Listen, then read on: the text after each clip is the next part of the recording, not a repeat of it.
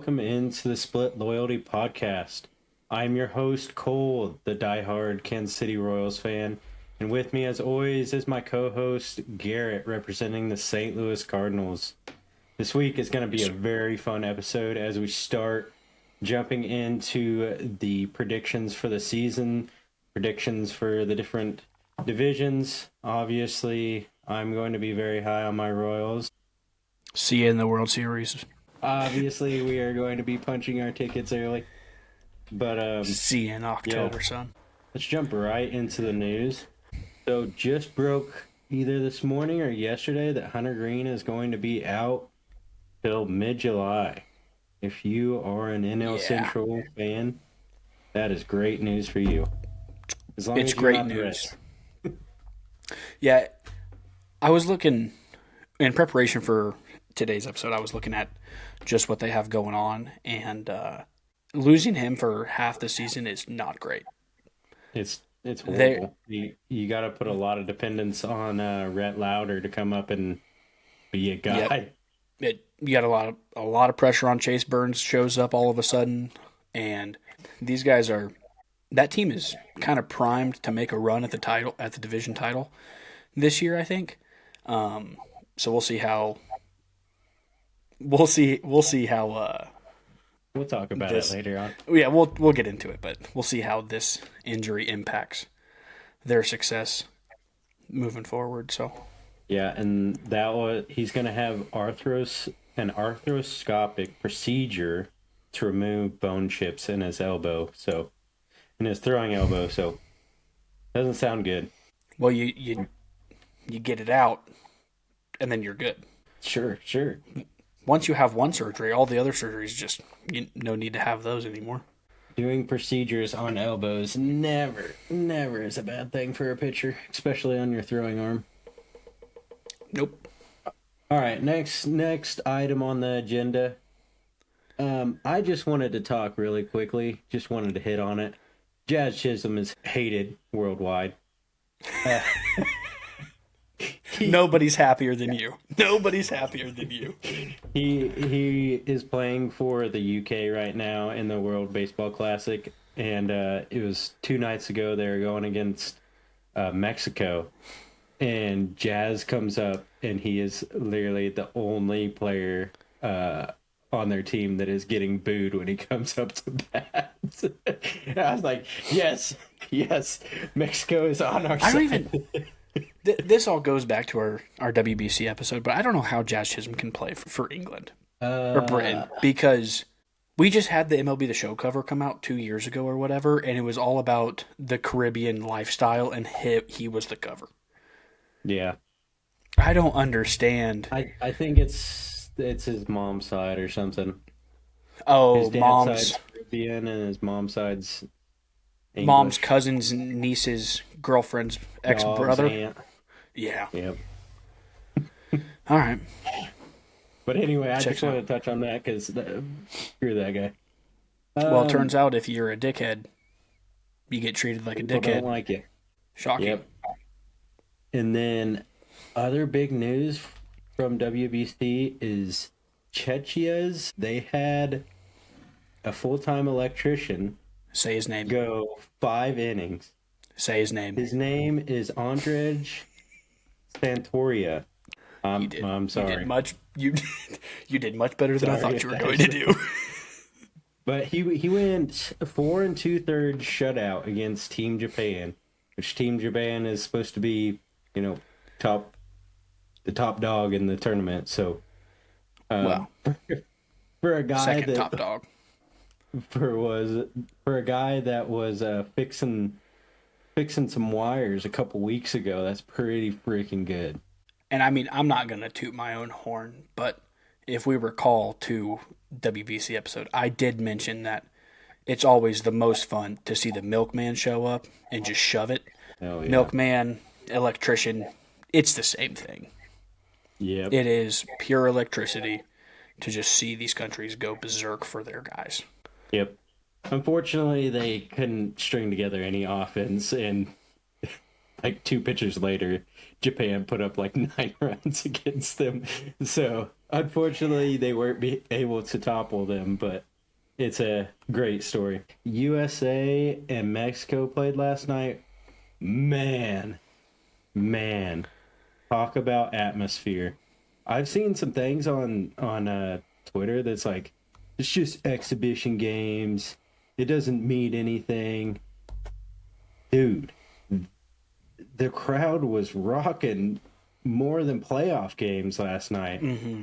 It was in Houston. Oh, That crowd was cheering on Mexico harder than USA. It felt like an away wow. game for us. I mean, Yeah, you're right there on the border, so I mean, yeah. obviously you're going to be able to get both sides pretty well. But it was an intense atmosphere. It was a great game. If Yeah, you you should go watch the highlights. I've been basically off the grid for the last 10 days. And it was the wrong 10 days to go off the grid, unfortunately, with the WBC showing up. Um, but seeing the highlights and seeing the reactions to some of the plays, and it was that's one of the worst cases of FOMO I've had in a long time of not being able to sit and watch those games live. Um, Putting our dog, Paul Skeens, out there, running him out against Mexico. We knew this was going to be the game. This was the game from the jump. It was Mexico and it's Japan if we can get to them. Those are the games that everybody's going to want to watch. Those are going to be the high intensity games. And running Paul Skeens out there and just letting him shove it down their throat, it's the greatest thing. And they have a ton of all-stars on that Mexico team. They are very Yes. good. Yes. And he was making them look very bad. You could And tell that that is, that game meant a lot to him, and he brought it. oh, He yeah. stood up to the moment. And I mean, the storyline's unbelievable, right? Former Air, Air Force, yeah, Air Air Force. Force graduate. He was planning on flying fighter jets.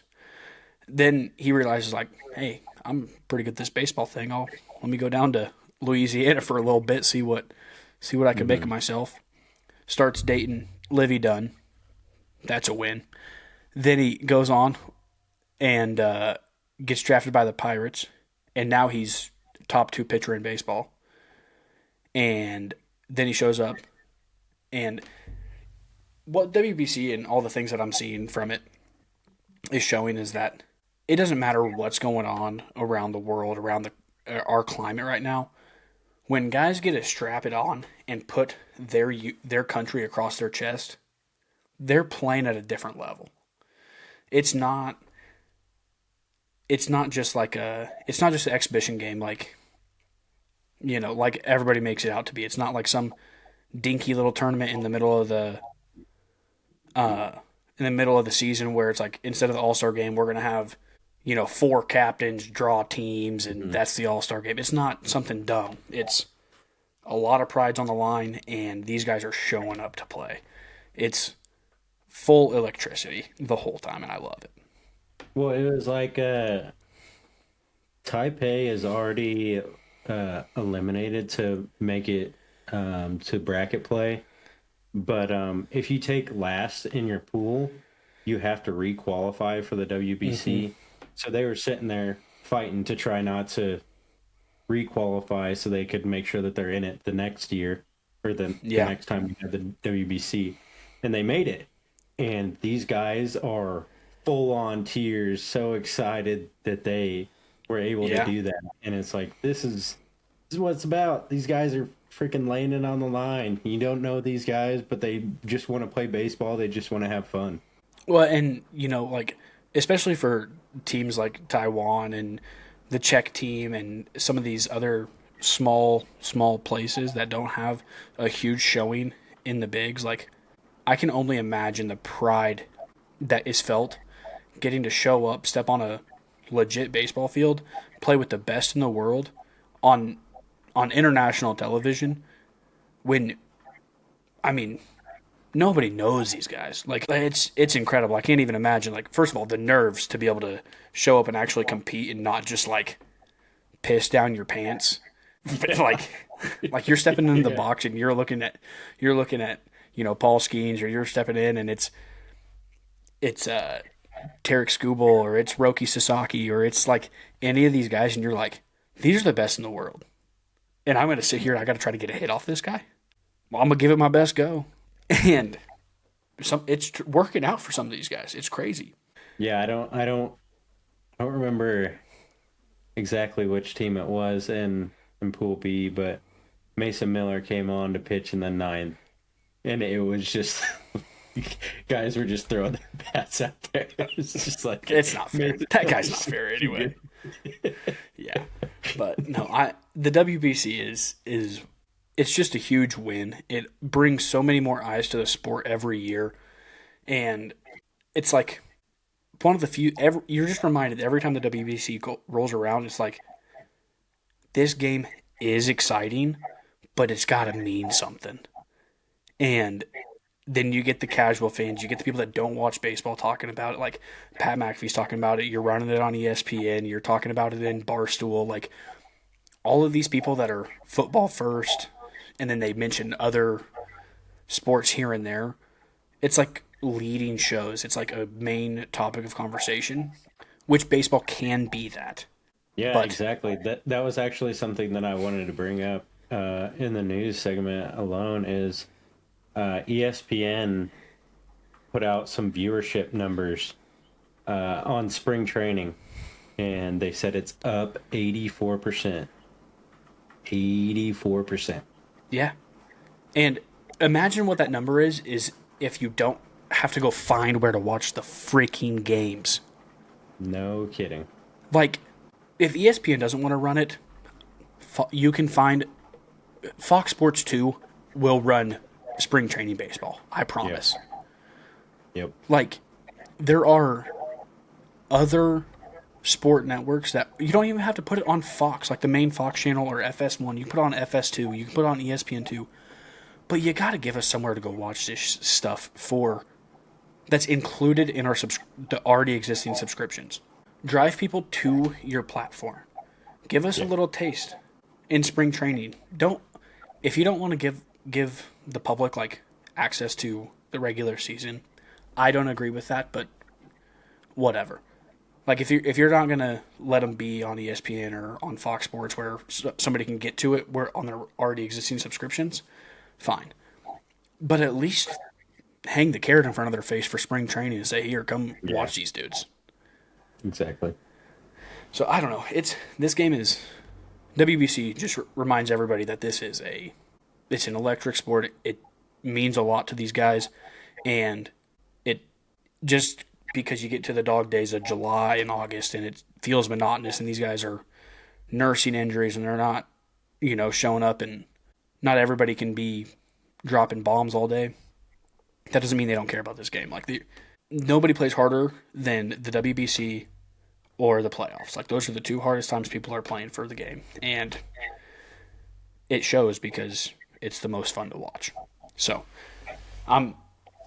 like I said, I'm really upset that I didn't get to watch much of the WBC so far. But with the bracket play coming up, I'm excited to be here. Yeah, and our boy Bobby Witt just was spectacular last night. 2 full extension diving plays, and then 2 doubles, or a double and a hustle double. Yeah. He was on fire last night. Yeah. Speaking of crazy defensive plays, Manny Machado still has it. Yeah. He's still got it at the hot corner. Yeah. That thing just always going to work. Yep. Last little tidbit I wanted to put on WBC is a team that we didn't really talk about, and we honestly thought that they were kind of low this year. Cuba is playing really well. Cuba. They might be finding themselves into bracket play. You think so? Remind me what group they're in. Like, who are they competing into the? I think they're in Pool A. Let me double check that real quick.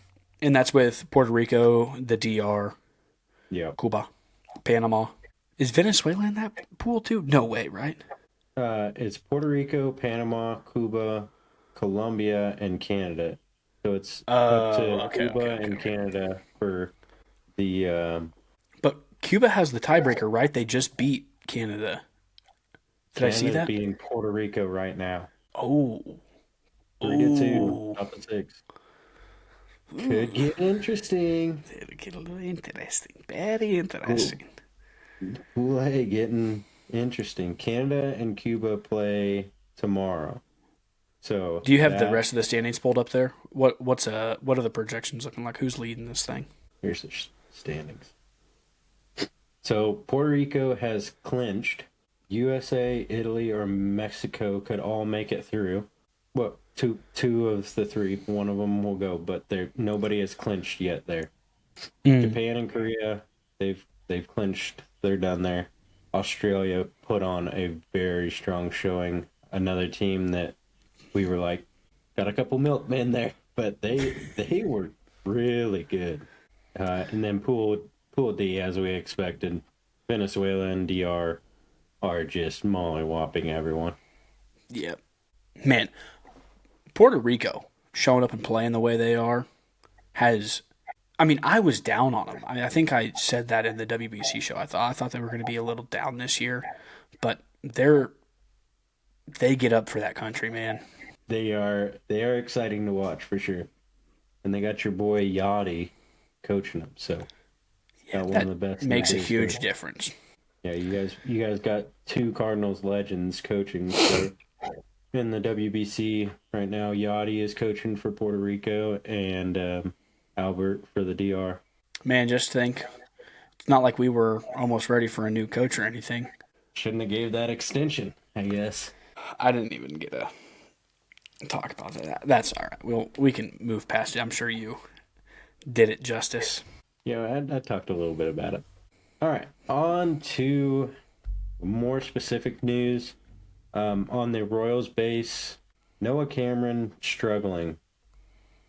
Ryan Burgett not struggling. That's your fifth starting rotation guy right there. Um, I don't know. Cameron, he doesn't have the stuff to prove if his ERA is super high. He doesn't have the stuff to back up to say, "Oh, we can just keep on throwing him out there. He's gonna get the spots because he's got that nasty curveball or whatever."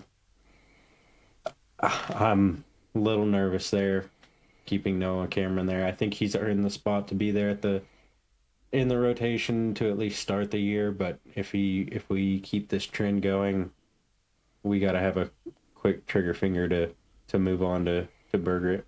Other news talked about Darren Blanco getting DFA'd because we signed Sterling Marte. Of course, the Rangers picked him up. The only reason that happened, I think, is because Chris Young and Dayton Moore are there in Texas.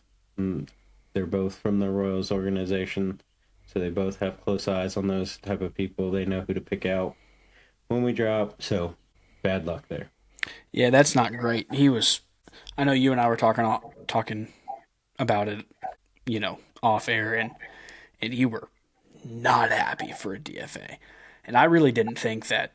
You see this happen a lot around this time where some of these fringe guys out of options get DFA'd, and other orgs are just kind of like, we got enough going on in house. We're not gonna really worry about what's going on. But Blanco has kind of shown enough.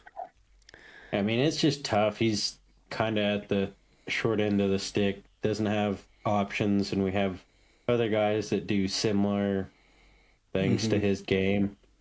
The old Moneyball quote, we got to recreate it in the aggregate.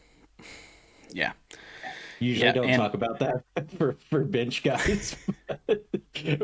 Well, and the thing in is, this scenario, the roster management, I mean, it sucks. It really sucks. It's a guy that I want to keep, but it makes sense. Yeah, and he's not, not to like, obviously no disrespect, but like he's not a guy that's pushing you over the edge on a playoff run, and that's just the unfortunate reality. You guys are super close. We're going to get into the projected final standings, but you have as good of a shot to win that division as Detroit does, and I don't know that Blanco is going to get you over the edge, over that hump to really, put your stamp like we are the division champs. Yeah, and in the things that he would have gave us a big step up in is stealing bases, and Tyler Tolbert's that guy. So, Yeah. and he's got options if we want to mess with the roster. Right. So that's where I say he just got the short end of the stick. It's just tough move. Yep. For both Royals and Cardinals, we're starting to see cuts. They're starting to trim down the spring training camp. You're going to start seeing some more innings out of your major league guys. So It'll be good to see that. you should be watching the stats or having more of a focus on the stats now as opposed to these first couple weeks where guys were just getting back into the flow of things. Yeah. Other news, had my fingers crossed on this on episode 1, and of course it happened. Michael Massey, low-grade calf strain. Shouldn't be a big thing. Every year he destroys it in spring training, gets an injury, and we are just fucked. Then he can't figure it out. This one really has me upset. It's a guy that I want to be so good. And God, he just has one of these every single year, and getting back on track is just so hard. I'm gonna leave it at that. Calf injuries have never led to worse injuries on the lower extremities ever, right? We've never seen that before. I want to be. They're saying a week maximum, and You guys, have you looked into if there's a electrical substation outside your guys' training camp, or does he like live behind one or something in the spring? Because yeah, I think his off season home is right next to a substation.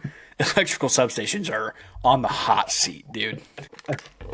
Last bit of Royals news: we have 2 new people joining the production crew. Bridget Howard, she will help with pre and post game stuff, but Eric Hosmer is joining as an analyst during play-by-play.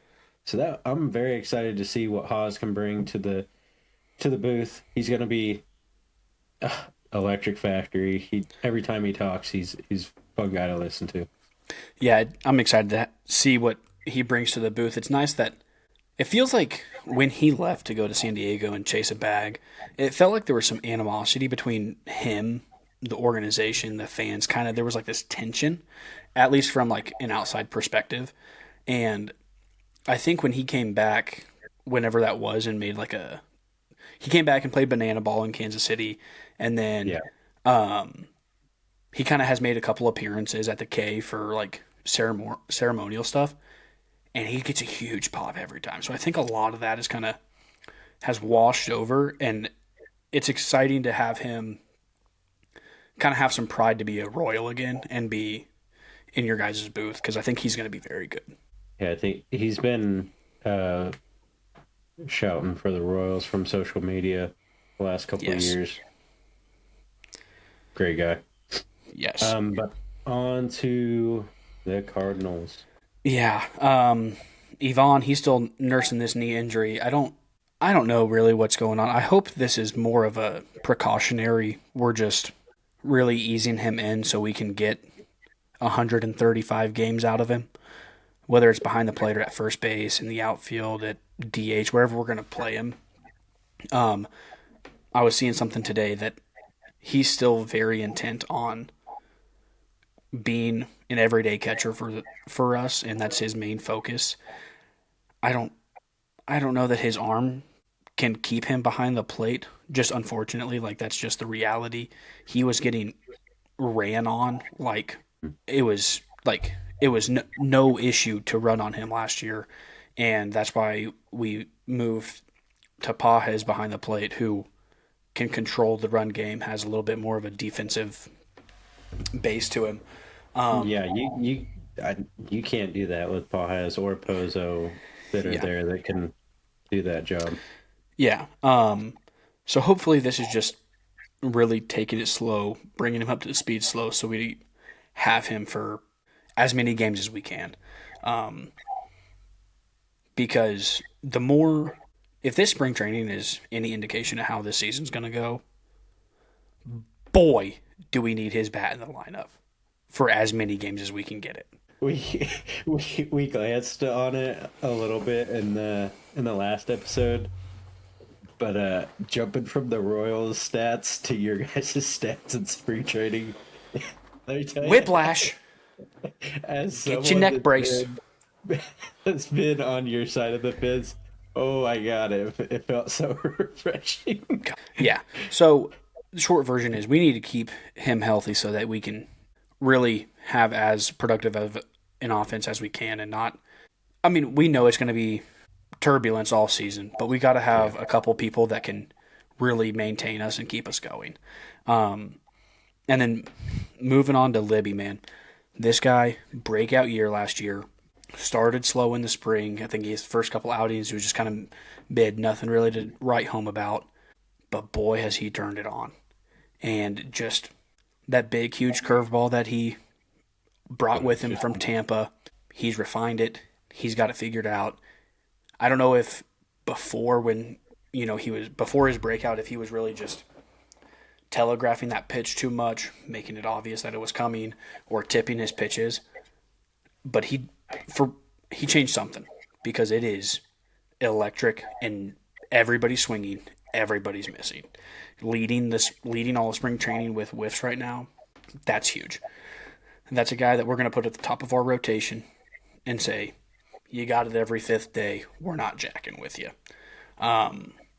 It's refreshing to say that because I've wanted that to be the case for maybe not the top of the rotation, but I've wanted to see him every fifth day. Nobody messes with that part of his game for a couple seasons now, and I'm glad that we're finally at that point. On the other, more starting pitching, Richard Fitz is all of the rage right now, Mr. Dick Fitz, and he got a little torched the other day. Gave up like what was it, like 4 runs in 2 and a third. That happens in spring training from time to time. You just don't have your best stuff. You're working on new stuff. You kind of don't have your location down. I'm not going to really dive too far into one outing. Everybody on Cardinals Twitter thinks he's the next coming of Jesus Christ. And Well, I don't think you want to go through spring training and you don't want to have a bad outing. I don't think right. you're working on your stuff enough if you don't go out there and at least get shelled once or twice. I completely agree. He is. I think the understanding right now is that he's kind of, despite the hype train that's with him that everybody's riding right now, I think the organization is kind of teetering, but trying to decide, is it gonna be Fitz at that last spot that we're trying to figure out, or is it gonna be Palante? And they're both fighting for this, and they're both having pretty decent springs, so it's really making it hard on the organization. So I'll be interested to see how that goes. I think they'll both pitch to start the year because Dobbins won't be. I don't know when he's supposed to be back. I think the projection right now, I think it's going to be Libby, McGreevy, Kyle Leahy, and who else was? I don't even remember. There was another guy that has spent a lot of time in and out of the bullpen for us over the last season. I think they were just going to give him a run for a little bit, but maybe it's just Fitz. Maybe it's just Fitz and Palante, and we would just run those guys. I wouldn't be mad with that. Let them figure it out. But we'll see. Then to some heartbreaking news. Josh Baez, who has been hotter than the surface of the sun, goes out on, what day was that, Sunday? Has a 2-home run game in a doubleheader. Gives him 4, that brings him up to 4 or 5 home runs for spring training. Has just been lighting it up in everything that we've asked him to be. He's made comments publicly that when he gets in up to the bigs, he wants to be a 30-30 guy. He knows he has the talent for that. And just to see the organization kind of say, well, we're going to pause. You need to go have success in AAA. They sent him down to minor league camp. Not what I was hoping to see, especially with us needing a starting left fielder on opening day. And I really hope this isn't like a roster manipulation tactic where we're going to do the post July 1st or June 1st deadline to maintain an extra year of control. I mean, honestly, I'm sure that's some of it. Like, yeah, I think it is. He comes on to AAA and he's hitting like 400 with like a 1500 OPS. He's probably well, and I saw that there's a couple reports out that kind of based on Bloom's track record, how he handled stuff in Boston and how he's kind of handling stuff here, it's kind of apparent that he thinks success at the AAA level is important and not jumping it. But I think Baez has enough tools that if he doesn't let this get him discouraged, he'll be up with the big leagues or with the big club before we know it and be a contributor for us. And I'm excited to see that. Chase Davis got sent down. He's still, I think, maybe a season or 2 seasons away from being an actual contributor on our roster every day. But I'm excited for what he's done. He's kind of shifted pieces of his swing. He got more of like a Griffey Cargo situation going on, and I love it. He's got so much swagger. He's a great lefty bat. He's got pop. He's pretty solid in the outfield. Excited to see what he's going to bring for us. He did get optioned, but I didn't expect him to even flirt with the opening day roster. And then Kyle Leahy against the Mets, who have an insane roster. They ran out on, what day was that, on Saturday or Sunday? They the Mets ran out like an 80% roster. Yeah. They had Soto was in the lineup, Bichette was in the lineup, Jorge Polanco was in the lineup. Lindor wasn't playing, but they had like basically all of their guys was in, and Kyle ran out there, threw 4 shutout innings, gave up 1 hit, had 6 Ks, and just looked the part.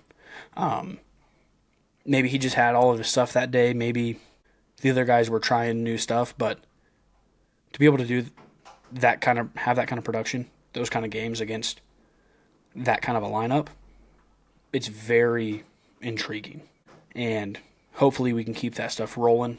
We have so many young pitchers that I want to see where all the cards fall, but that kind of production is very exciting. And then the last piece of news that I want to touch on is just that J.J. Weatherholt is legit right now.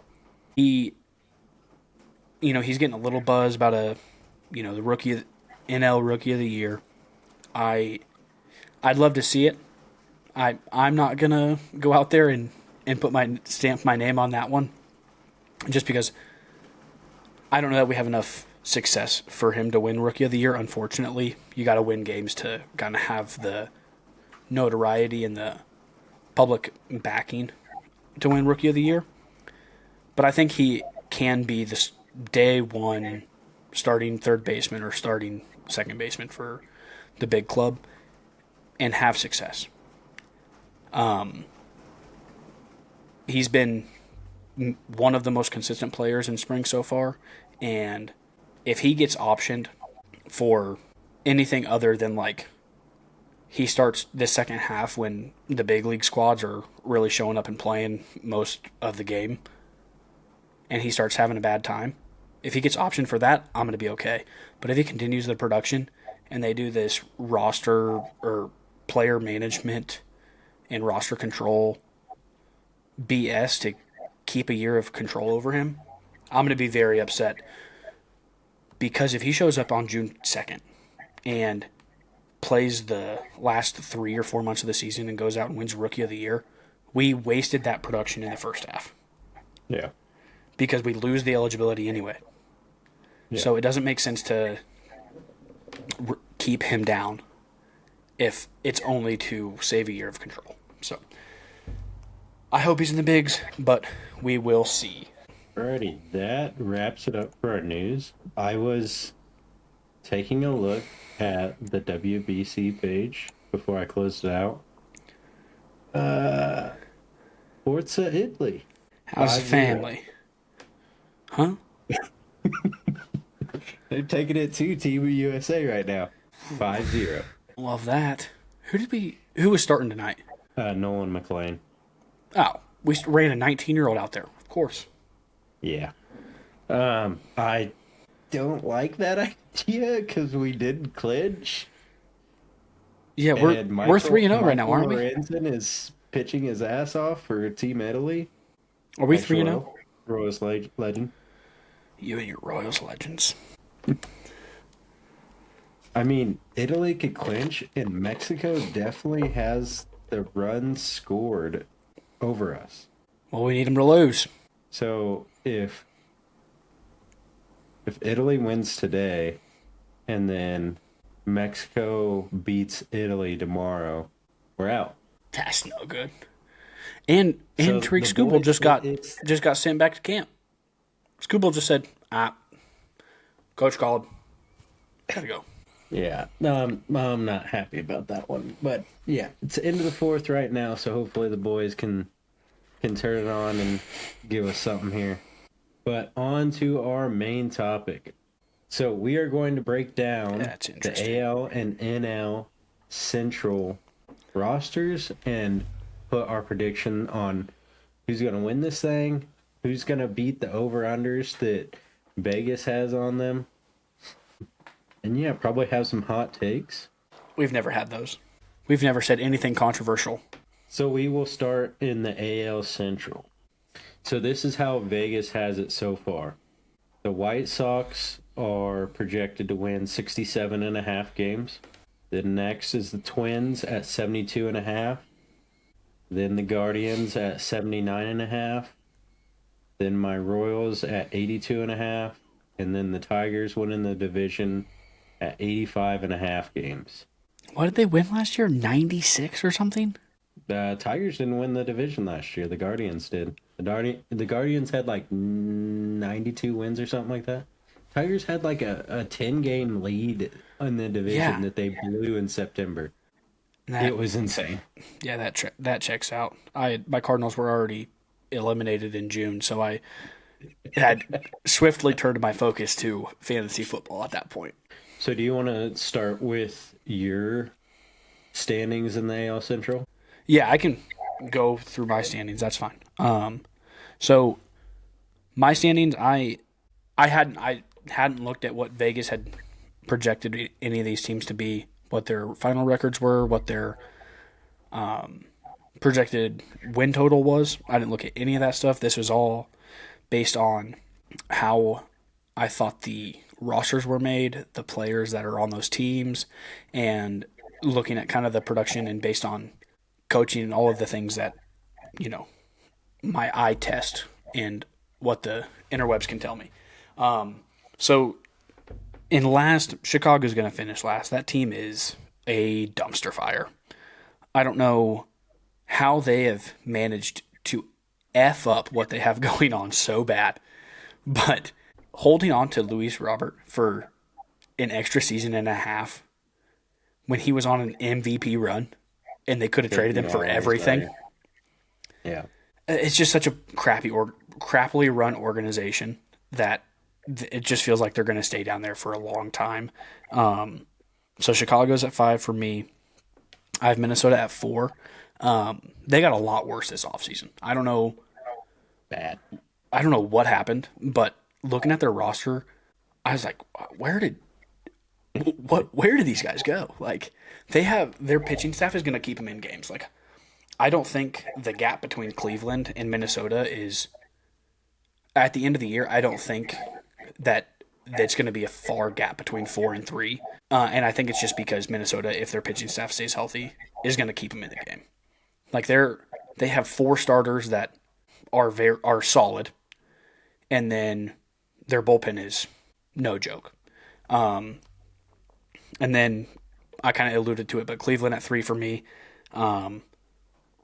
Just they always find a way to win games that nobody thinks they're going to win, and they can have a down roster, but then they show up and like last year they win 92 games. So nobody knows what they're going to do.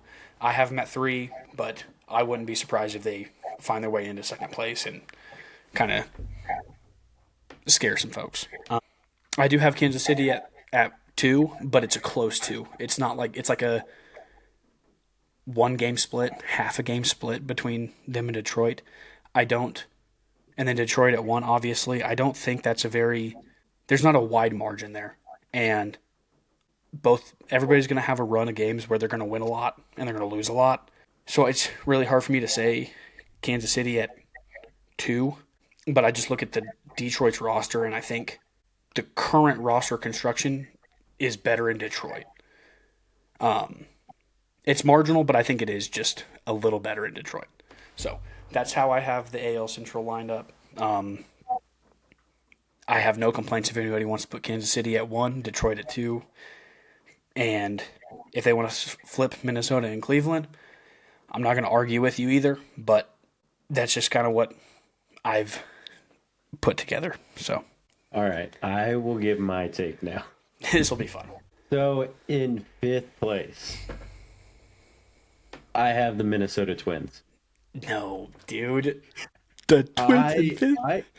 I strongly disagree with your point on the Minnesota Twins. Pablo You don't think their Lopez pitching staff is that good? is done for the year. Joe Ryan's already having issues. He's supposed to be back here pretty soon. He can come back to spring training, be all right. Bailey Ober, he's got strikeout stuff, but he's never been able to keep guys off bases. He's not that, in my opinion, not that guy. I don't think Woods Richardson is very good.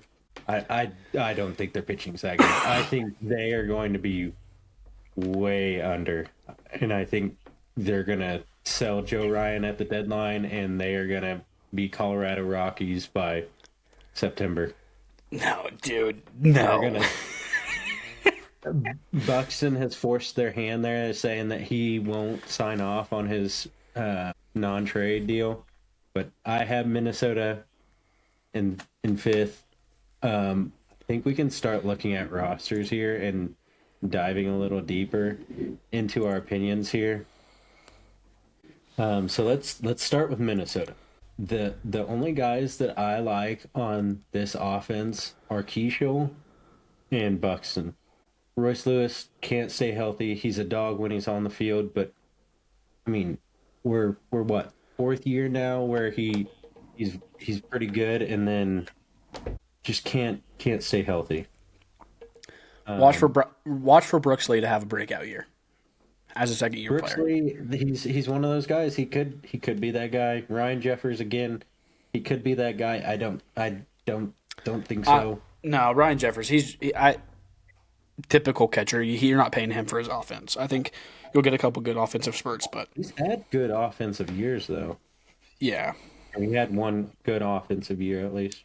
Of these starting players, I don't love this offense. I don't think it's going to put up a ton of runs. And even looking at their bench, it's all prospects really. Austin Martin, they're projecting him to come up and play some this year. James Outman, who they got from the Dodgers, who can barely hit his weight and average. Orlando Arcia is 2 years removed from, I think, a 30 home run season in Milwaukee and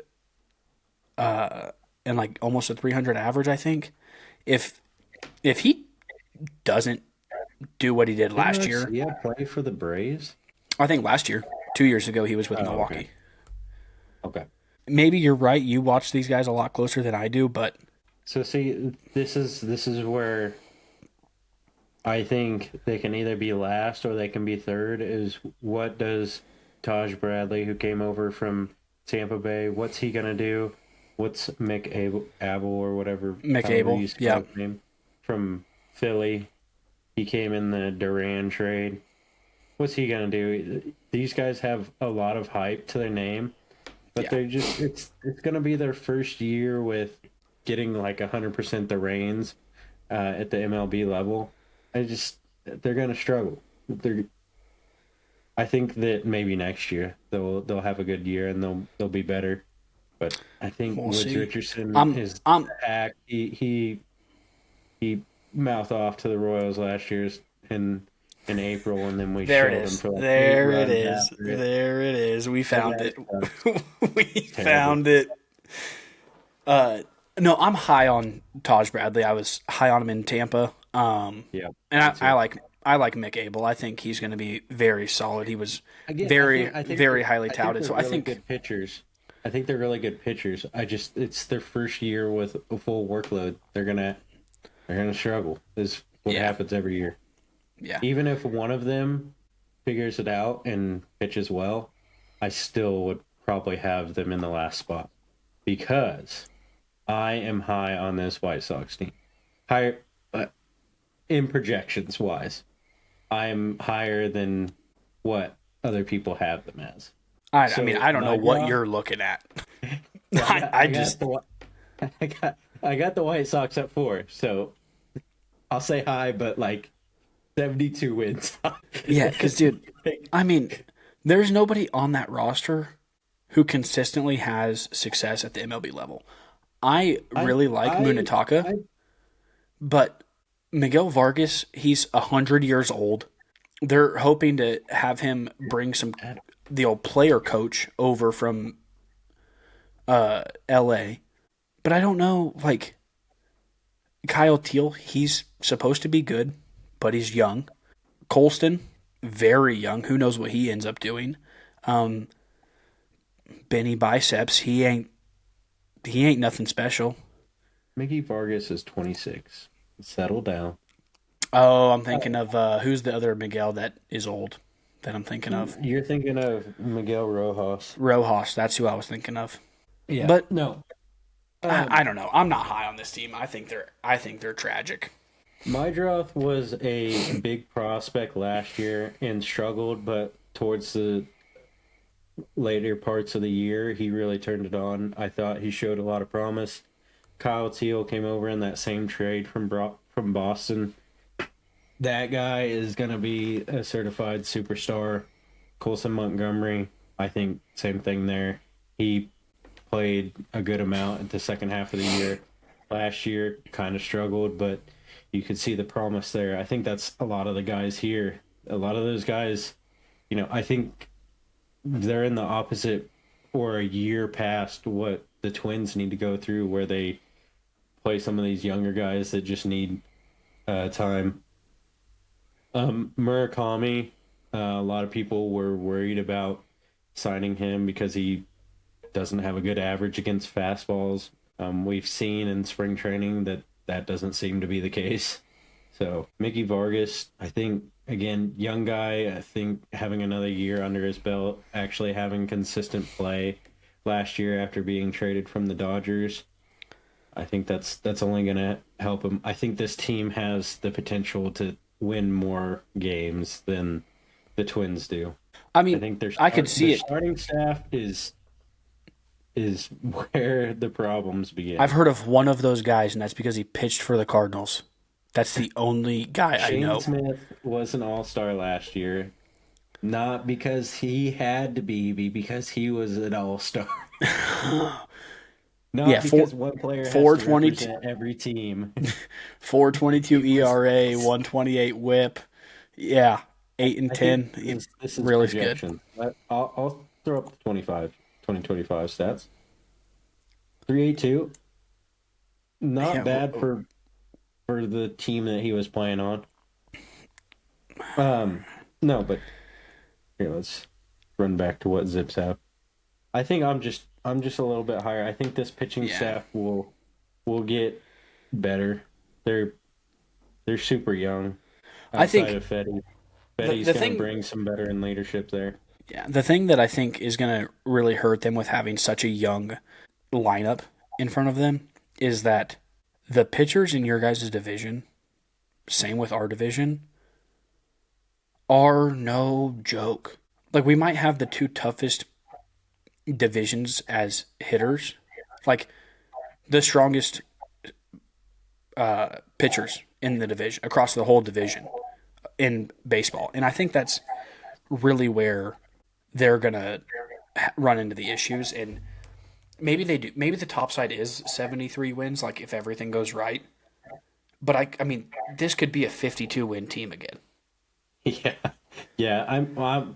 I definitely think that there's like a wide range of Yeah. where this team falls. I think I think I'm just, in my opinion, I'm floating towards having some optimism towards this squad, and I'm very pessimistic towards this Twins squad because they're on the decline Yeah. and they're gonna sell some guys at the deadline, in my opinion, or they should sell some more guys. Talk about a team that had the talent to just blow everyone away in this division and really lost their window. That's the Minnesota Twins in a nutshell. Next team is the Guardians, so I match with you on that one. It is in alphabetical order. Yes, it is. This team, I really don't know what to say about this team, Yeah, I mean, honestly. that was kind of where I was Nothing. like, nothing jumps off the page at me. Like they have, There's Logan Allen, Tanner Beebe, they've been there, they've done that. Um, Mhm. you know, Kevin you're, Williams is really good too.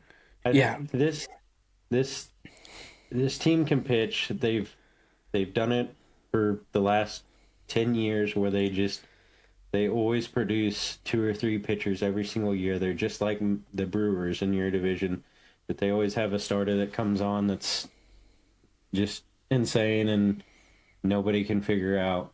But there's nothing in this roster that is like this team should have 78 wins or 80 wins, whatever they had them projected at. There's nothing that's telling me that this team is going to be close to 500, but they're going to be. and that's, I think what puts it over the top for me is that their bullpen is Bullpen's kind good. of They have good loaded. depth pieces. Yeah, like Reese Hoskins, David Fry, Daniel Schneemann This guy's a dog. are all very good, and then Nolan Jones.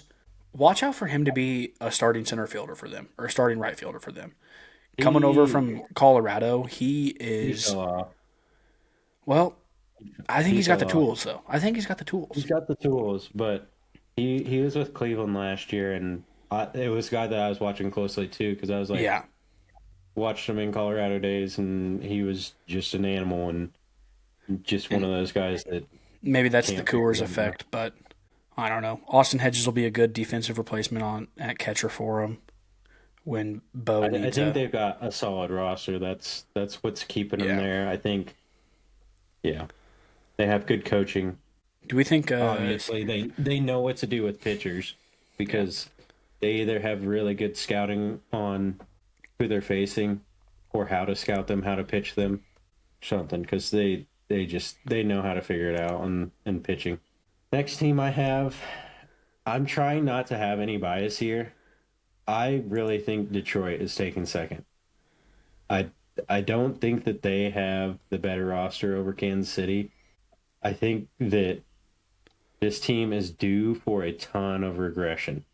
They had a lot of guys that went off and kind of played some of the best baseball of their career, and I think they're going to come back down to earth. I think McKinstry, he he played out of himself last year. I agree.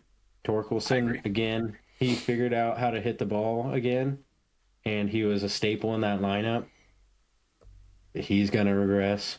I don't think that Riley Green or Kerry Carpenter are going to regress at all. Those guys are certified superstars that the league should know more about. But everybody else, Colt Keith is, we kind of know who he is by now. Not not somebody that we need to be that worried about. Winsell Perez, again, a guy that Yeah. How old's Colt Keith? He's still like 22, 23, right? He's is really young. pretty young. the one thing that's keeping this team in that low 90s mark that I probably have them at, or high 80s probably, is this pitching staff. I mean, 1 through 5 is just absolutely disgusting. Scooble, Valdez, Flaherty, JV, and then Casey Mize. I mean, I don't even I mean, think Casey Mize is going to be their fifth guy. Like, they have other guys that I am scared of in that yeah, roster. and I mean, we'll see how much Verlander can stay healthy. Yeah, That could be another problem there. That he's, I mean, he's what, 43 or something like that. He's getting up dinosaurs. there. Yeah, Um, I, but yeah, I'm a little bit higher on this team than you are. I don't think that. Uh, I don't think their bullpen is good. I don't think their offense is due for a ton of regression. I don't think that they have bench players that Kansas City does. Who's the fifth starter? Job? um, I like Jackson Job. Scroll up. These are all relievers. Well, you know how they do that. Kyle Finnegan, didn't he? He's came over from Washington. Washington. Yeah. Yeah, maybe I didn't see a different starter. Um, I think their I bullpen's just solid, man. I'm just higher on these guys. okay. I think that I don't think that Torkelson. I mean, he may regress a little bit. He's not going to be a 280 hitter and have 40 bombs again. I don't think, but um, I think he's that still going to kills the be. team though if he's not that guy though. Like I don't because Glaber's going to be Riley fine. Green is your only other guy that's gonna have decent power numbers. Kerry Carpenter. I mean, this is Glaber will be what fine. Gary Carpenter, Riley Green, those guys are going to be just fine. Um, I don't know. I don't see them having as big of a regression as you do. I don't think, and I think that's the difference. they also have a question mark at shortstop. Is Javi Baez going to play there? Is McGonigal going to play there? Well, we know the answer that should be. It should be McGonigal, but we'll see how their front office handles that position. I just don't think that this bench is that exciting to me. I mean, I think that they're a top team in the AL Central. There's no doubt about it. I might be showing my bias here, but I think KC has a better roster overall. I think we've got a 1 through 4 that we know what we're gonna get. We've got Yeah, guys that are not riding the roller coaster. Sal had kind of a down year last year. I think he bounces back a little bit. What is going to be the difference between first or second place for this Royals team is the 5 through 9. It's what we talked about in episode 1. Can Jack figure it out? Can India bounce back from a bad season last year? Can Jensen come on and be the guy that we think he's going to be? Collins, again, he had a pretty good year last year, kind of fell off towards the end. What can he do? If this 5 through 9 is, I don't know, what are these projections saying? Let's get a Whips projection. They're always a little bit lower.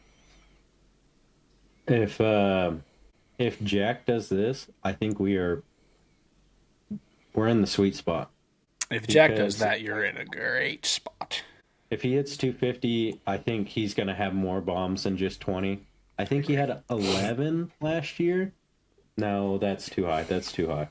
He had 7, and he hit 157. So if you add 100 points to that, and then he's going to get at least double those at bats. Mm-hmm. Yeah, he's going to be way over 20 in my opinion if he hits 250. That would be my goal for Jack this year, is getting in that 250 average, and then the power comes with it. Obviously, Jonathan India, he's had a pretty good spring. I really think he's going to bounce back. Onto our pitching staff, not a lot to say. I think we've got the veteran presence, we've got the young bucks, we've got the depth. I think that's the big difference that I see between us being a couple games over Detroit is if Detroit has a guy or two go down in that rotation, they're starting to struggle a little bit. If it said Jackson Jobe wasn't going to be back till late August, September, because he had Tommy John. So that's not a guy that you can fall back to. We have Bergeret, we have Kolick that's going to be back. We have Bailey Falter. That's three guys that we can fall back on if we have injuries or if we have a guy that's not pitching well to start the season. Do you have any concern for Walker regressing? Probably.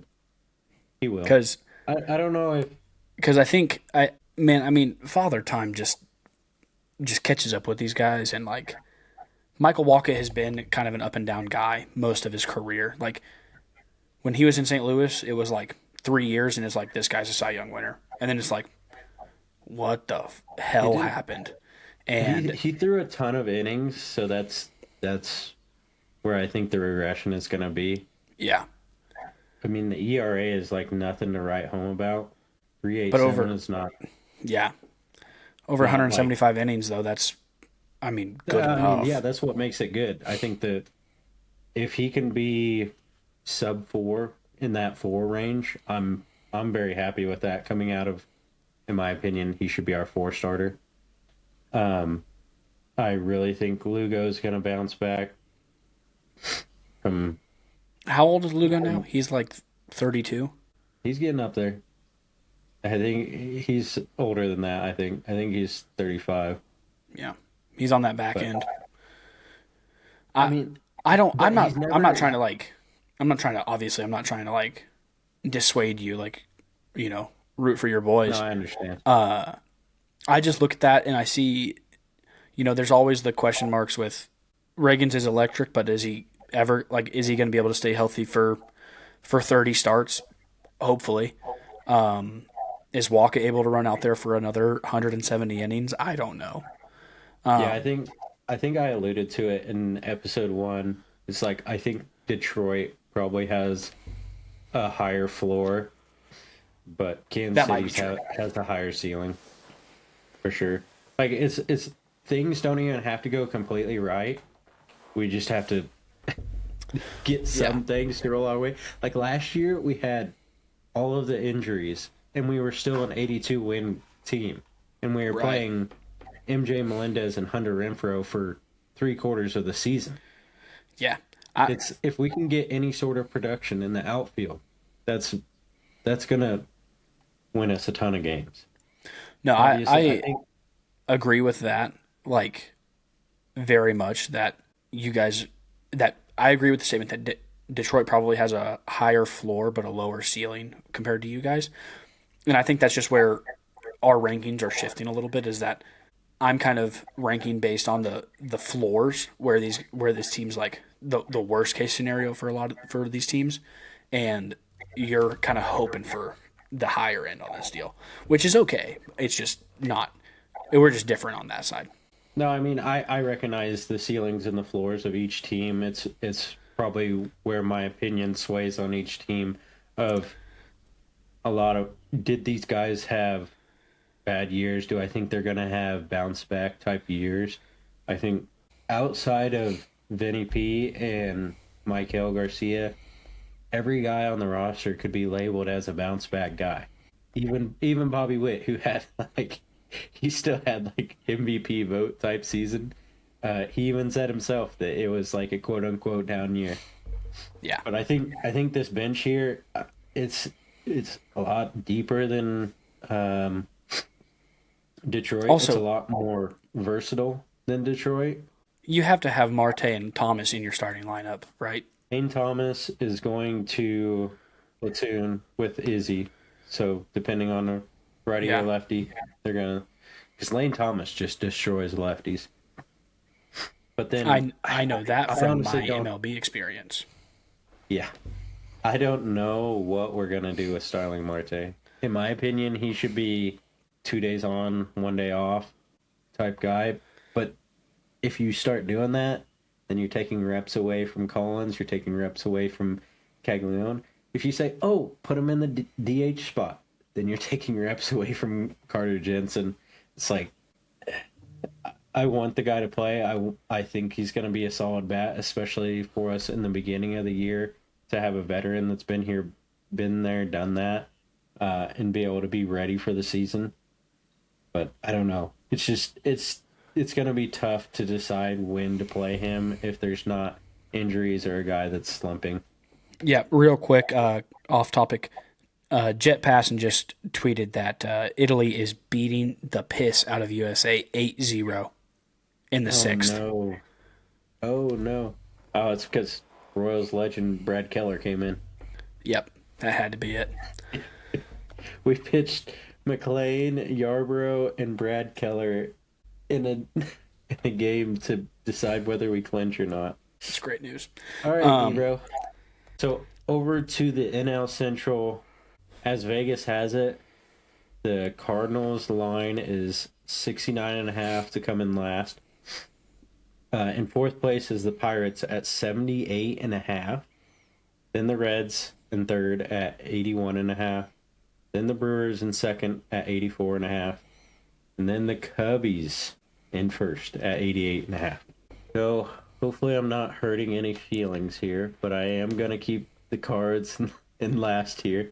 It's a tough one to go up against. You got too many question marks in the pitching staff. I think there is opportunity for the offense to be really good, but yeah, just going up against it. In fourth, I have the Reds. I don't think that they're going to be in that low 80s mark. I think that team's going to regress a little bit. They have that cornerstone guy in Ellie, but I think he personally sucks.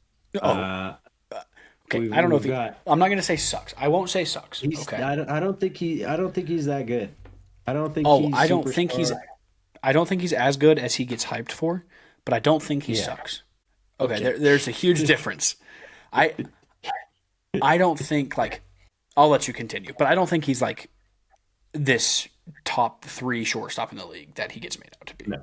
Listeners, you will find that as we go through this process, each of us are going to say things. It's all relative to usually how they're being perceived across the league. It's not how they actually perform. It's usually our opinions based on the perception of them across the league and the fandom. Yeah, that Reds team is just really missing that cornerstone guy. Maybe Eugenio can be that guy, but I've never been big on Suarez, but I have the Pirates in third. I think they've made some really good acquisitions. Jared Jones comes back in the middle of the year. Maybe that team's in the race. I think they're exciting. They've got a team that could score runs. I think they've got a pretty high ceiling. Maybe I'm wrong. Go ahead. Continue. In second, I've got the Cubs. I don't agree with these lines here. Doesn't really make sense to me. I think they went pretty much even over last year. They lost Kyle Tucker, but added Alex Bregman. I think with the production that they got out of Kyle Tucker, that's kind of an even or maybe a little bit plus to your team. But then I have the Brewers in first. I think that Brewers team just finds a way to win. They have pitching factory that always spits out a guy that's sub 3.5 ERA and just nasty on the mound. That's just my opinion so far. Well, we are different, which I would have expected nothing less. That's typically how our conversations go. We have a few points that we agree on, and then we're just usually on the opposite end of the spectrum. So for me in last place, I have Pittsburgh in last. I look at this roster for them, and it's headlined by Paul Skeens and Bubba Chandler, and they have Mitch Keller. But after you get past Paul Skeens and Bubba Chandler, Jared Jones, maybe he's back in May, maybe he's back in June. Those are pretty good. Those are going to hurt. Who? Braxton Ashcraft? No. Jose Urquidy is going to be getting legitimate playing time for them. That's not good. He had some good years in Houston. I just don't think they're there. This is another example of in my opinion, organizations failing players and ruining what could be. I also don't think their offense is really that impressive. I don't think. Who knows what Horwitz does? Who knows what Henry Davis does? He's got a lot of hype, but is he that guy? Brandon Lowe's on the back half of his career. Nick Gonzalez, we know what you're going to get with him. He's going to be a very average hitter. He's going to get you some average defense. O'Neal Cruz is as roller coastery as they get. You're going to have to start Ryan O'Hearn in right field every day. He was good in Baltimore. Does he carry it over? I don't know. I just think there's so many question marks with these guys that there's not a consistent player other than Nick Gonzalez and Brian Reynolds in that lineup. I don't think there's guys that you can count on to be putting up good numbers to help you win games on the back of your offense or on the back of your pitching staff. Paul Skeens won 3 games last year, and he gave up. His ERA was sub-2. Yeah. And their offense didn't get better. I don't think. I don't know that they. Well, who did they add? They ended Brandon Lau, Mr. Marcelo Zuna for the Braves. I've rode that roller coaster. Bad thoughts because he played bad in St. Louis, but I rode that roller coaster. Think of that. I rode that roller coaster. I don't know. I think this team finishes last. They're well under 78 wins. This is not a 78 win team. I'll tell you that. I think this team added some much needed power if Nick Gonzalez and Horwitz come on and they contribute at a high clip. I think this offense is actually pretty scary. Added Brandon Lowe, who's a veteran bat. O'Neal Cruz can take some of the duty of trying to be the whole power of the offense off of his back. I think, I mean, it's a lineup stacked with guys that you at least know. I don't know any of them for being that I mean, Ozuna is a huge addition. I'm not going to discredit that. Like he wasn't great when he was in St. Louis, and it looks worse because we lost the Sandy Alcantara trade. But Ozuna's been great in Atlanta. I'm not going to discredit that. I just don't think that this is. I just don't think they're that much better over the course of 162. Talking about that ceiling and floor, this is probably of the 10 teams that we're talking about. They probably have the widest margin on ceiling and floor. If everything goes well for this team, they're like maybe an 88 win team. But this team will never sniff 88 wins. In 2026, they're not sniffing 88 wins. If things go bad, this is like a 60 win team. Yeah. So for me, they're in fifth for me. I got St. Louis in fourth. Okay. I don't expect much from us, but I just think we're gonna. Champ does have JJ starting the year with the Cards. Yeah, I just think we're gonna be able to piece enough together, and we have enough veteran leaders that know what they're doing in the locker room that can help coach these younger guys. And I think a few of our pitchers are going to be good. I think we're going to find Libby's going to be good, and I think we're going to Dustin May is going to be. He's showed a lot of promise so far. I think we're going to get enough wins out of the first 2 or 3 guys in the rotation, and get a few wins out of our experimental young guys at the back end, and I think our offense is going to produce enough to get us more than 70 wins. I think we're a better team than Pittsburgh, and we're just a better organization. And it kind of a lot of my rankings are coming down to not just what these players should do on the field, but what they can do in the organizations they're in.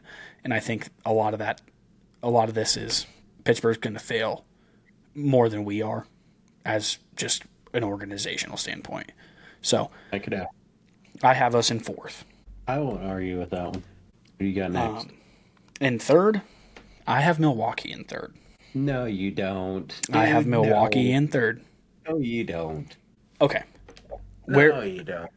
I do. And you make good points about them always having a pitcher show up and be a sub 4 guy and be very solid, but I Mizorowski's going to be a dog. Is he on a pitch count again? Maybe. Brandon Woodruff, he's probably going to lead that squad in the pitching department. Aaron Ashby's going to be their third starter. Who do they have projected as the other starters for them? They have Woodruff, Mizorowski, Chad Patrick, Kyle Harrison, and then Brandon Sproat, the rookie from the Mets. Yeah, so that's kind of what I thought, but like, who knows what you're getting out of Chad Patrick and Brandon Sproat? Like, that's. I just don't think that they're. You're kind of going against your word here. What'd you just talk about like 5 minutes ago on organizations that know how to? No, you're right. I don't think they're a bad organization. I just don't think that this team shapes up as well against Cincy and Chicago. I think Cincy's on the rise, and I think Chicago kind of has it figured out right now. But I may be off base. I don't know. I just don't think that. I think their offense got a little bit worse this offseason with Andrew Vaughn being your starting first baseman probably. I don't know. I just don't think that they have the offense to keep up. There and he was a superstar. Well, people hit well in Milwaukee. That's pretty well known. You go to Milwaukee, you can apparently see the ball before it's out of the pitcher's hand. So maybe I'm just off base. Maybe these guys show up and win 90 games like they have in recent years, but I think they got worse as a team and the other two teams got better. I think is where this kind of them being in third comes from. I will just provide my opinion here on the Brewers. I think Contreras is going to have a bounce back year. He had a pretty pitiful year last year. I think they upgraded with Rengifo at third. They had Caleb Durbin at the end of the year at third. Mm-hmm. That's who they lost. But I think Rengifo can come over with a little protection in the lineup. He can produce a little bit better than he did in Anaheim. I think watching Bryce Terang in the WBC, that guy's going to be very good. Jackson Chourio is going to be the next superstar in the league. That's just my opinion. We know who Christian Yelich is. That's why I am high on this team. Maybe not high, I think this division is going to have a lower win total. I actually think that every single year. But you guys always somehow have that, low 90s win total team. That's because they play the Pirates 17 times a year. That could be it.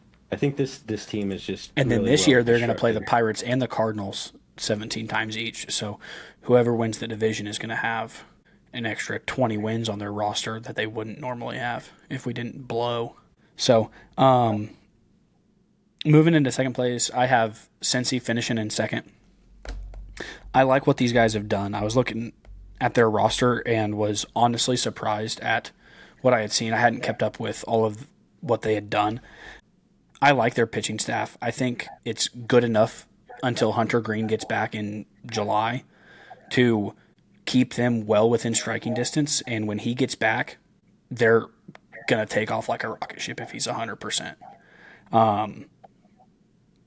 I think their offense is plenty good enough. I like Friedel. I think he's a really good defensive center fielder.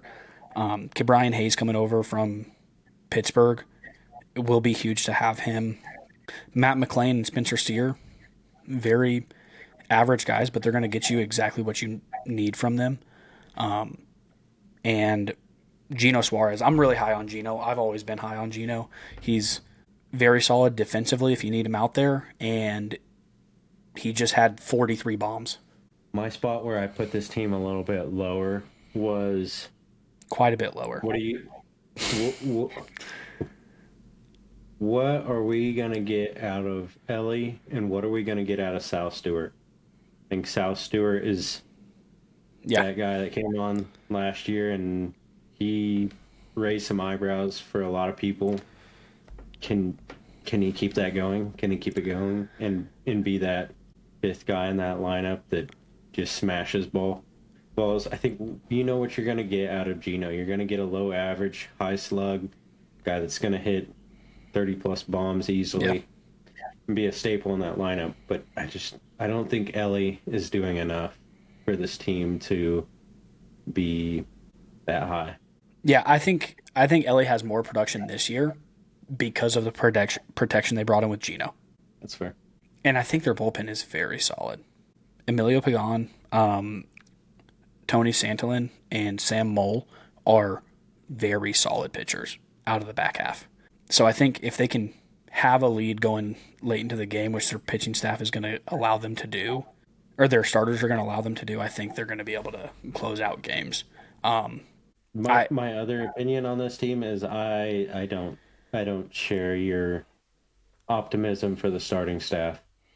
and yeah, that might be, I mean that makes a huge difference in what you're projecting these guys to do. So I think Lodolo is the only guy that I am very excited about in this starting staff, and it kind of pains me to say that about Brady Singer. He's I my don't know. boy. I'm high on Chase Burns. I like Andrew Abbott. Andrew Abbott is a 10-win guy, 12-win guy every year. I mean, he's nothing super special, but he's good enough to keep you in the game. Um, I think they get better production out of their offense, so Abbott wins more games. Chase Burns is a flamethrower and is is going to be very fun to watch. I think Lodolo will be solid. Brady Singer's probably the 4. Rhett Lauder is going to have to fill in where he can, and then when Hunter Green comes back, I think, like I said, I don't think this is a team that jumps out the gates, and is blazing down the standings and is a 10-game lead going into the break. But come out of the All-Star break and you have Hunter Green back and he's 100%. I think they've maintained. I think they've kept the gap close enough that they can really take off and make a run at that. But then, Yeah, yeah. I think on the ceiling side of this team, I think it's a very the team has a lot of depth. You know, you got CES in here, you got Spencer Steer, Nate Lowe, who you know who he is, Trevino, you know who he is, Will Benson again. Just a lot of guys that have been around the league, been there, done that. And then the other point on the ceiling is you've got one of the greatest coaches to ever coach the game in Tito Martinez. So if he can work his magic and get this team rolling, I think I could agree with you that they could end up in second place. but and then I have the Cubs just winning the thing, and that is the most painful thing that I've ever had to say because, I mean, in almost all aspects, I just am a Cubs hater from the jump. But I look at this team and I just don't know. Like, I think they did get better. I mean, they lost a huge bat in Kyle Tucker. I'm not gonna discount that. Like, that's a huge loss. But Shota, um, Justin Steele, Matt Boyd, Edward Cabrera, their pitching staff is You're disgusting. missing the best one of the three. Cade Horton is the best one. Yeah, I mean, Cade Horton too. They've got a Yeah, really he's right good there. pitching staff. They're very good. Um, Yeah, having Jamison Tyone as your five pitcher is it should be a cheat code. right. Like, I I don't know. If if PCA even plays, I don't think he will. But if he plays half as good as he did in the first half for the whole season, that's going to be a problem. They're not going to miss Kyle Tucker if they have that guy going like that. I was looking at his overall numbers from 2025, and man, he had to fall off so hard because he was He hitting did. around like 300. He did. I mean, he fell off very hard, but I think these guys are just going to stay on base. Everybody on this team stays on base, and then Michael Bush is going to show up, and he's going to give you 20 bombs, and there's going to be 2 guys on and ahead of him, and he's going to have 60 RBIs just from home runs. And Bregman is going to be very solid. I don't know. I think this team got better despite losing Kyle Tucker, and that's Yeah, why I have them at first. I had this team in second. I really like their line of 88 wins or something like that. I was a little higher on Milwaukee. I think this Cubs team is an 88 win team. I think I had them under, but like 87. I think that Yeah. they're right around that mark. I think Milwaukee can get a little higher than them, but I think PCA has some regression. I'm very excited to see how this Moises Ballesteros guy comes onto the scene because he has some pop in his bat. Him and Carter Jensen came through the minors at the same time and were doing like the All-Star games and stuff together, and Yeah. they were kind of the two guys to watch out for. So it's definitely a guy I want to watch out for. So I don't think Ian Happ is that good. I'm an Ian Happ guy. I mean, as much as I hate the Cubs, I've always been an Ian Happ guy. Like he finds his way on my fantasy baseball rosters. He finds his way in my Diamond Dynasty lineup. He finds his way just in my heart for some reason. I wish he wasn't a Cub because I would like him a lot more. I think this team has a really good bullpen though. Yeah. Their pitching is going to win them a lot of. I mean they have good pitching and a good 1 through 8 or so. I think their bench is kind of rough. Is where if they have a couple Not a injuries, ton of depth, they might. but they're gonna buy. Like they're gonna buy at the break, and they're gonna get That's true. some depth and probably refuel that a little bit. And maybe they got a guy in the minors that comes up and just comes up for an injury and plays out of his ass. I mean, they got Craig Counsell over there. That all that guy has ever done is won in the regular season, and then shits the bed in the playoffs. But all he does is just win 90 games in the regular season every season. It seems like. Yeah, again, I think this is a very solid team. I think I was just a little higher on Milwaukee on their line than what Vegas had. But I think this is like, I mean, uh, maybe I am convincing myself that this team is probably more than a 90 win team, actually looking at it again. Yeah, and I'm not saying the gap. I think the gap between 1 through 3. I think it's a very close race. I think any of those teams. I think that on my rankings, Cubs, Brewers, Reds, not in that order. I think any one of them, if the cards fall the right way, like it's going to be close. Is what I'm saying. Maybe not any of them win. I think Cubs kind of walk away with it at the end of the season, but I think it'll be a closer race than what Vegas has. Let's rock back over to AL Central and do an over-under guess for every team. So for the White Sox, they have them at 67.5.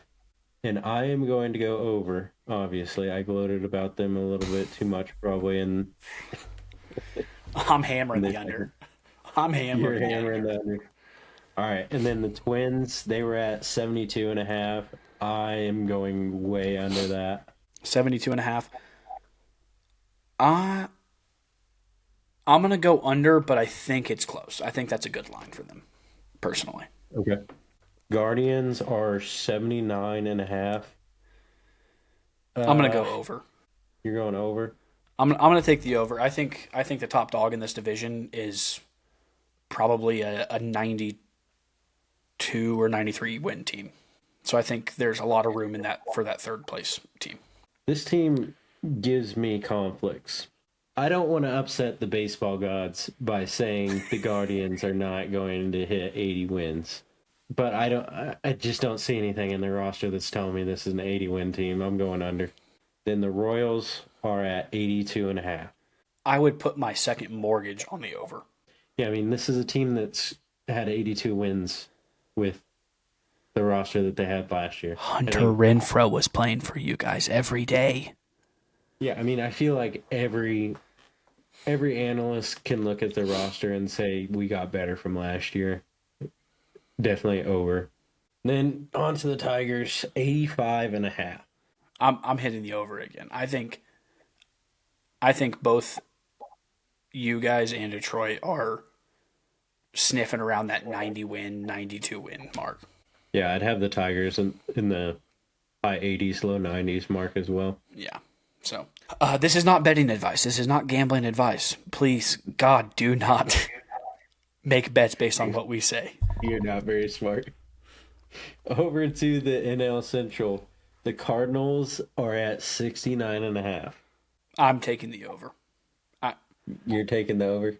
I think it's a pretty fair line, but I'm taking the over. I'll take the over with you. I think something pretty catastrophic has to happen for them to not hit 70 wins. Yeah. Even with how young your pitching staff is looking. Yeah, I agree. Pirates open at 75.5. Obviously, you are going with the under on that one. You had them in last place. Oh my God. I really should take out a loan for that future bet because I don't think there's any way. I'm going to be against you here. I think this is a very solid line. I think they're going to hit the over. I think they're going to get some sort of magic. They're going to figure it out. Don't put your money there. We're allowed to have wrong opinions, okay? Yeah, we are. The Reds open at 81.5. I take the over. I got the under on the Reds. I wasn't high on them. Brewers 84.5. I think that's the right line, but I'm going to take under. You think? Okay, I guess that's fair. There could be 3 teams over 500 in the NL Central. Like I said, they're going to have 34 games against the Cardinals and the Pirates, so that's 20 winnable games each of them. Yeah, I'm going over. Obviously, I think this team is going to win the division. And then Cubbies are at 88.5. I'm going to take the over, but I don't. It's not by a lot. Like, they don't blow it out the water. Like, that's a very good line for them, I think. This is a very high line for Vegas for a team that is. They don't have that like one superstar type guy. They don't have an Aaron Judge or a Shohei Ohtani or a Bobby Witt to stroke our team. I think it's a very high line. I think they're in that high 80s range though, but I'm still going to go under. I think they're 86, 87, 88 maybe. Fair enough. But yeah, fair enough. That is our season's predictions for the AL and NL Central. Let us know how we did. Let us know your opinion. Tell us who you are high on, what guys that you think are going to have breakout seasons in the comments below, and tell me where I went wrong in my hot takes. And just tell me that I was right. Okay, so we will move on to ripping some packs. And then padding some stats. Last time I bought a mega pack, and I'm just open a couple packs every podcast. And I was in Alaska this last week. I was mentioning that I was off the grid. I was up in Alaska, stopped at a little local card shop up there, and bought a card for my personal collection, and the owner up there gave me 2 free packs. This foil pack should be from a Topps 26 jumbo hobby, so hopefully we get something good out of here. And then this is just a Topps 25 Series 1, so probably nothing promising in here, but we'll just rip these real quick. And then I got some cards from my personal collection that I'm going to give to Cole that are Royals cards, so I'll show him some of those as well. Oh, yeah. Shout out that Alaska card shop. Oh, Seth. I did not have any 2025 Series 1 cards last year, and I am instantly regretting that because the card art is immaculate. Little Seth Brown.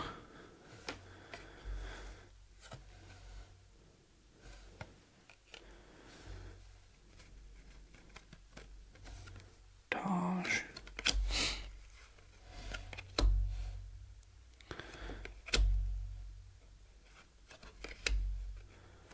Michael. Who's that? Oh, the big fish. Oh. Bob. Ooh, I like that card. Nolan McLean just got shelled tonight. Little speckled Rysel. They love breaking my heart.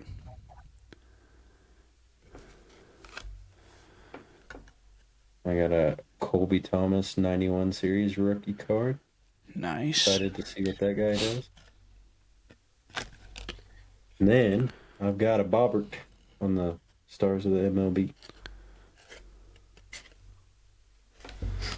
All right. Pack number 2. Also, the card shop owner wasn't sure if this was baseball or basketball. So he thought hopefully baseball. But if I start pulling out basketball players, you just mind your business. Bad news, boys. Bad news. This is the first thing I saw when we opened the pack. It says Steph Curry. Yeah. We're hoping that's a signed one. You get some money out of that. Nope, nothing good. Well, that sucks, but that's okay.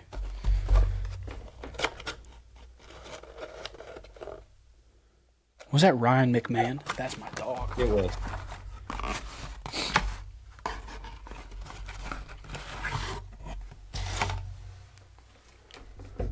So, for the listeners, I really kind of got into collecting in right before COVID started, just because that's what you did when right around that time there's a nice little card boom.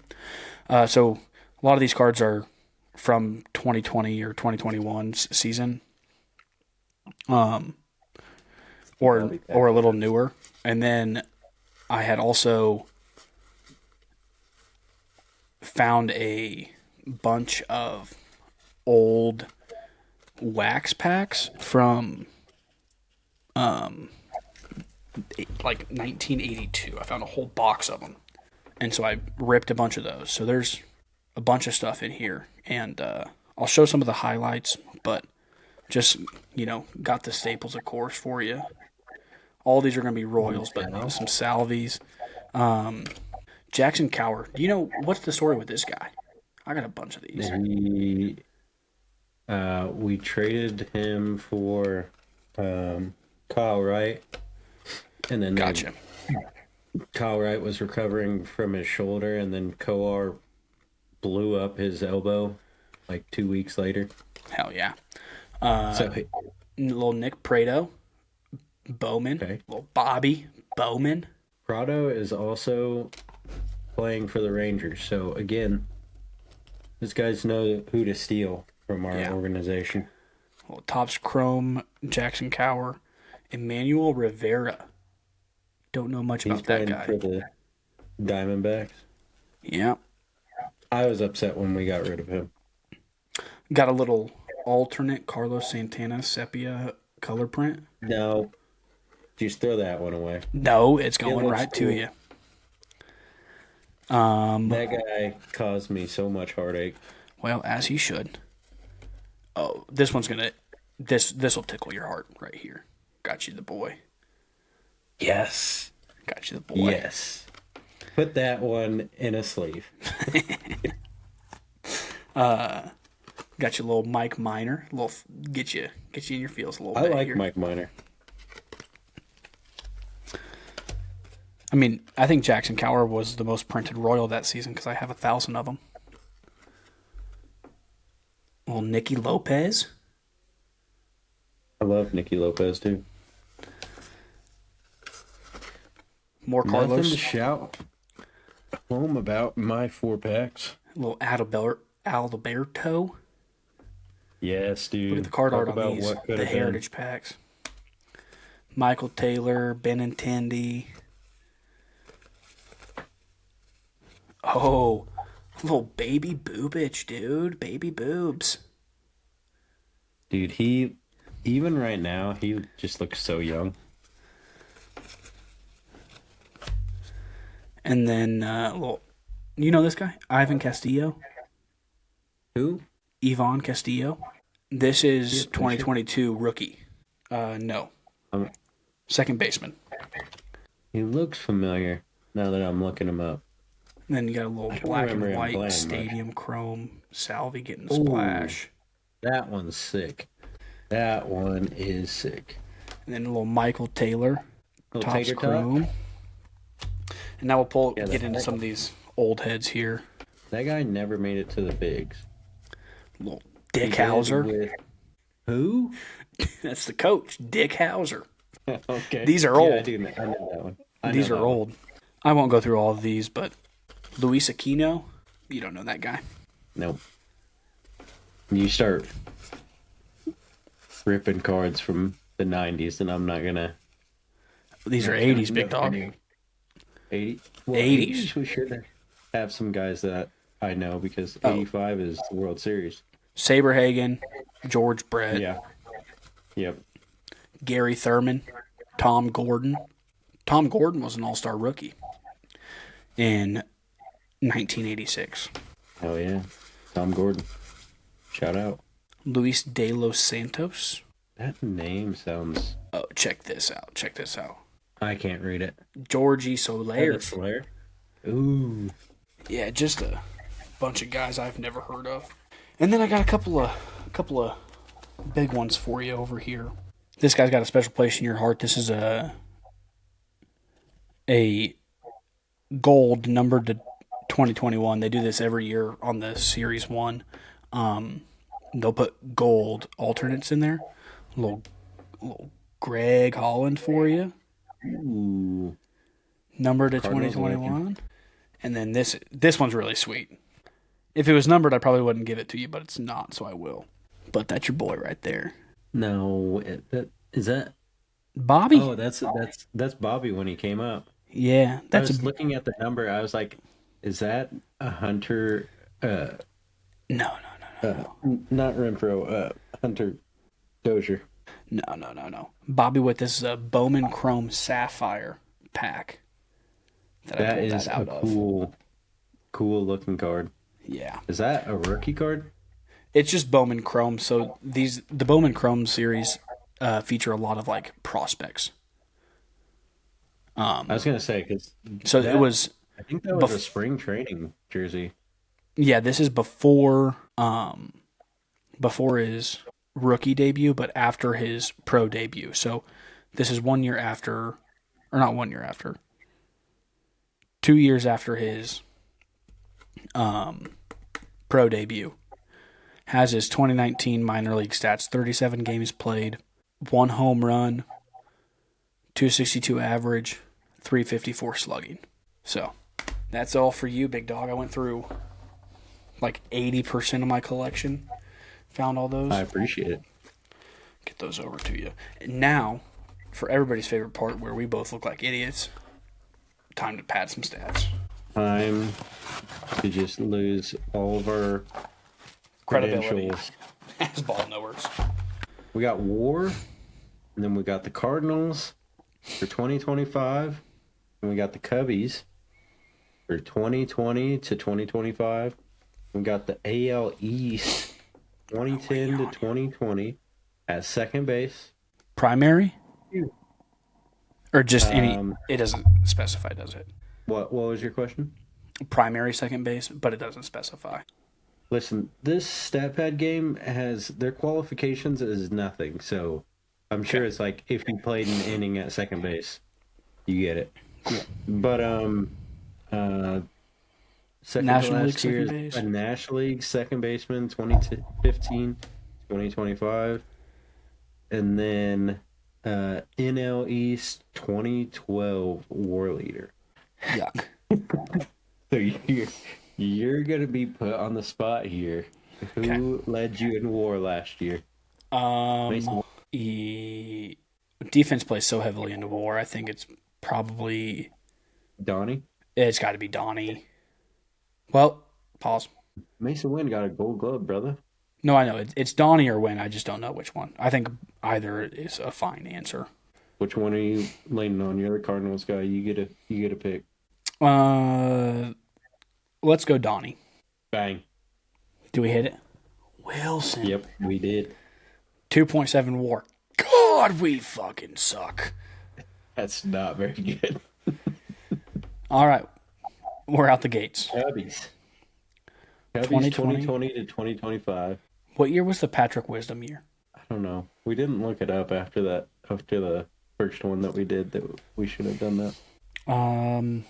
What was last year Soda's like big year, or was it 24? It was 24. I hate going pitchers in this WAR category. I agree. Although they can still put up big numbers. Is it not just Kyle Tucker last year? Kyle Tucker had a horrible year though. Did he?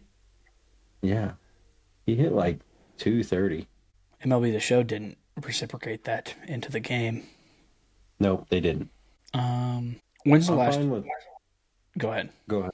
I'm fine with ripping Shota in 24 or ripping PCA last year. PCA had a gold glove. He had a bunch of defensive runs saved and he drove in runs.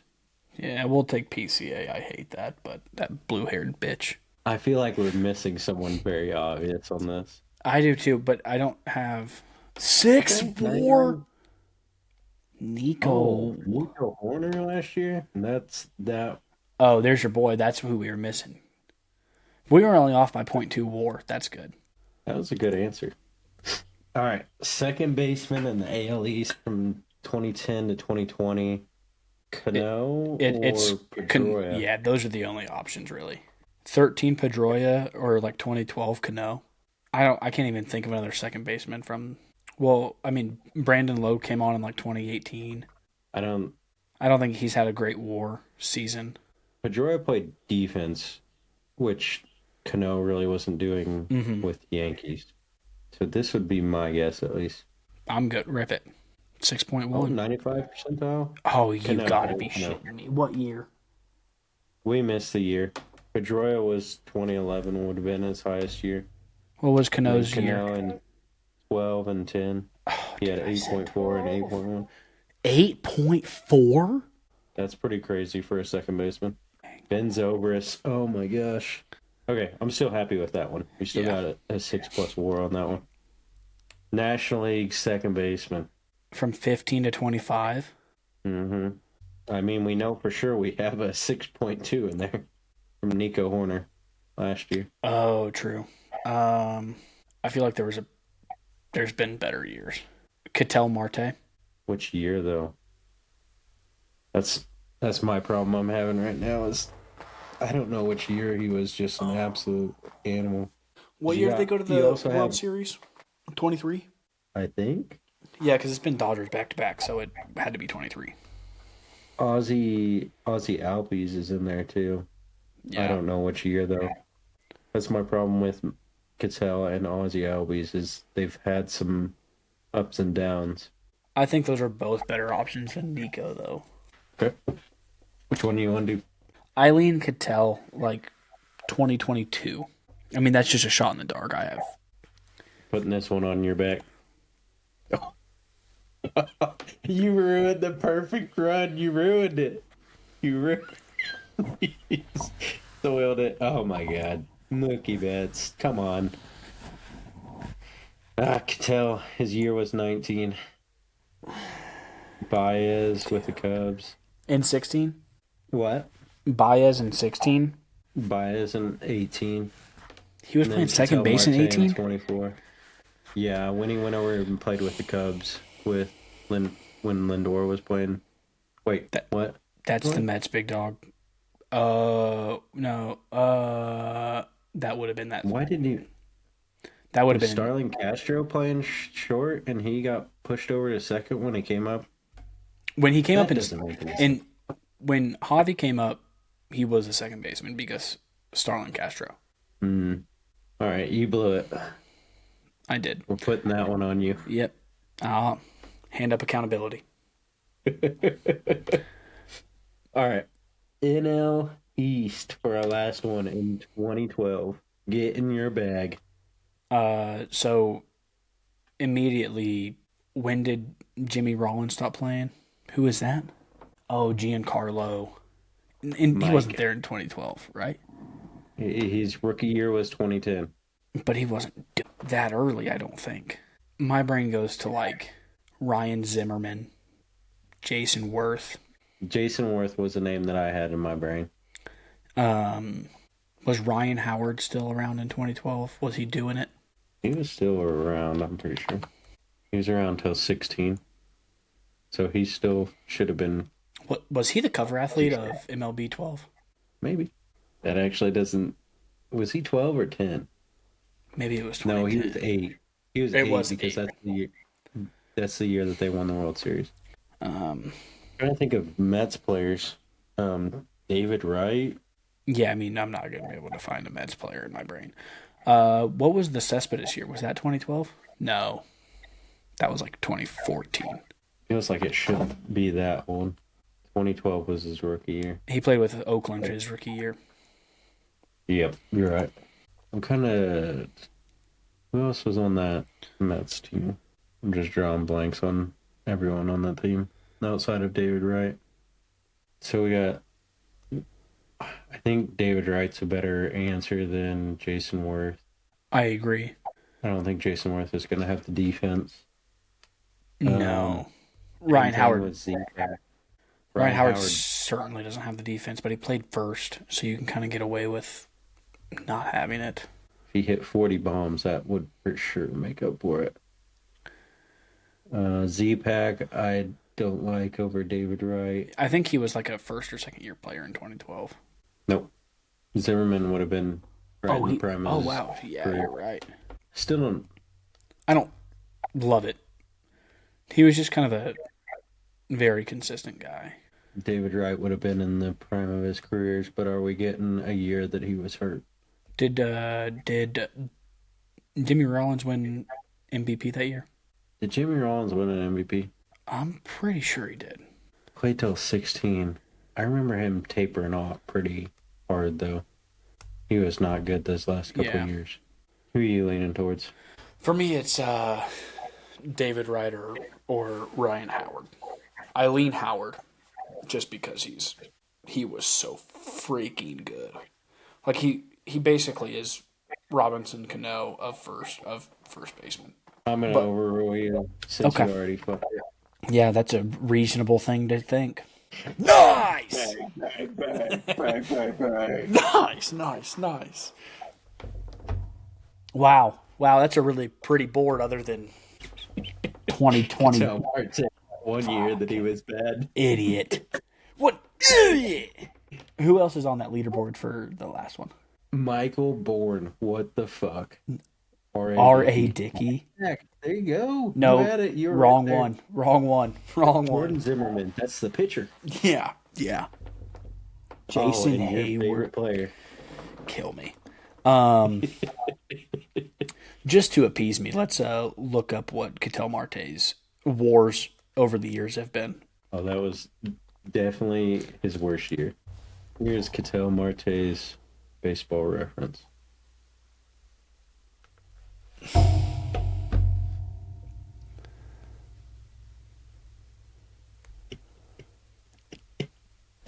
Can you see it?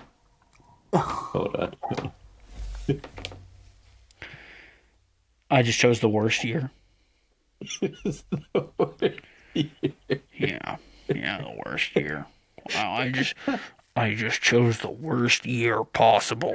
That's hilarious. Dude, that was me. I don't know. I don't remember what day it was. But it was like I was getting the correct guy that was in the top 5, but I just kept picking his wrong freaking year. Most frustrating thing possible. Yeah. Alrighty, folks. That will do it for today's podcast. It was a long one, but hopefully you got some hot takes and some opinions from us on how we think the AL and NL Central is gonna shake out this year. Hopefully one of us is right, at least probably Garrett, because I threw some hot shots on high ceiling, low floor teams, and they're probably going to be the low floor because every year when I look at a high ceiling, low floor team, I always pick the high and they always hit the floor. But leave down in the comments what you thought and who you think are your favorite teams for the year. Till next time. Yep, we'll talk to you next time.